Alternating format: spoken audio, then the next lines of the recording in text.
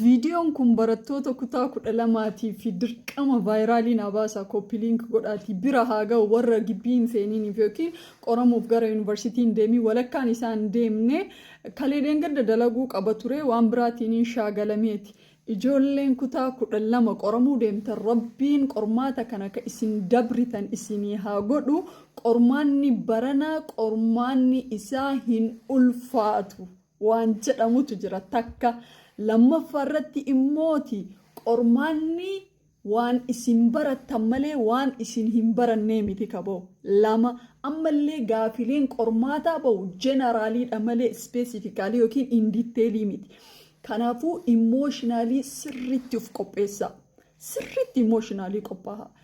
Qo'attanillee qo'achuu baattanillee amma bakka itti tokkostan jirtan malee bakka ilaamaa itti ilaallattanii miti. Abdiilleen kutatina ani hin qo'anneetiin hin taruun jedhina.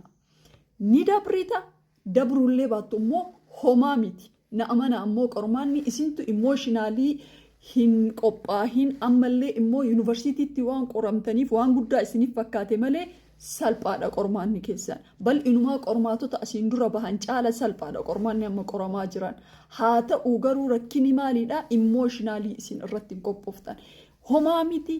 Ni qoramta ni dabrita dabruullee baattu carraan biraa rabbiin siif lafa kaa'e bal'aadha irratti qophaa'e takka hirrifatii wayita gara qormaataa seentu hin tarbatabbatiin waan beeytu wallaalta waan ta'eef takka.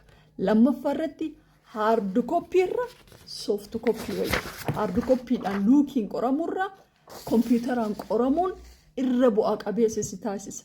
Maaliif jettee lu'aanaan jedha ani haardi koppiidhaan illee waggoota 16 qorameera kutaa tokkorraa haga kutaa yuunivarsiitii waggaa 4 waggaa 4 immoo kompiitaraan illee qorameera. Fakkeenyaaf koorsii kompiitaraan illee qabna koorsii biraallee qabna yeroo nuti kompiitaraan illee itti qoramnu dabree hin jira isinii galee garuu fatanaan bu'a qabeessa ani itti ta'u akka luuluwaatti jechuudha osoo sirrittuu hin dubbisin qormaata kompiitaraan qoramneedha. Egziitii anamma dhugaa dubbachuuf parsanaalii wantoota an dabarsi jira soo kana wal qabatee hin dubbisne egziitii baay'ee hin dubbisne laakiin immoo ni dabre indoom qabxii gaariidhaan dabreyyuu dabruu birayyuu taree jechuudha.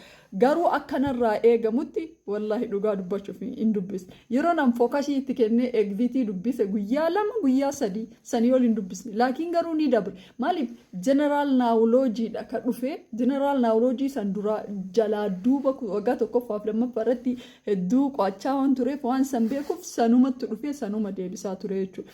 Kanaafuu sammuu keessaniin taragaaggaataniiti ni daleeydan kompiitararra ka jiru fookasiin keessan kulli miirarra ta'ee garas deemtan garuu qormaata harkaa wayita ta'u osoo isin asii achi garagalchitan asii as garagalchitan yeroon isinirraa dhumata.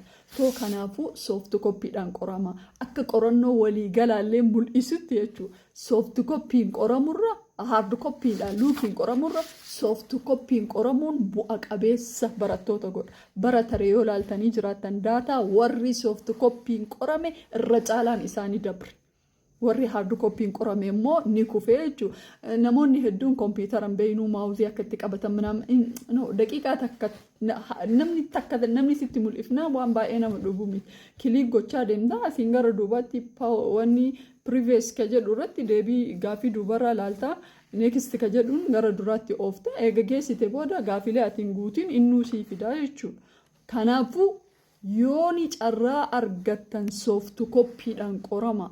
Ammallee wayitii qormaata qoramtan waanuma beeytan qofa dalaguuf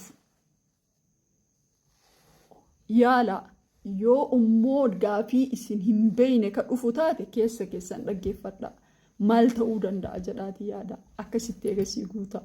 Salaamu alaykum warahmatullahi wabarakatuh. Inshallah isin martuu ni dabritan barana ni dabritan waan jedheef qabaa qormaanni barana hedduun ulfaata.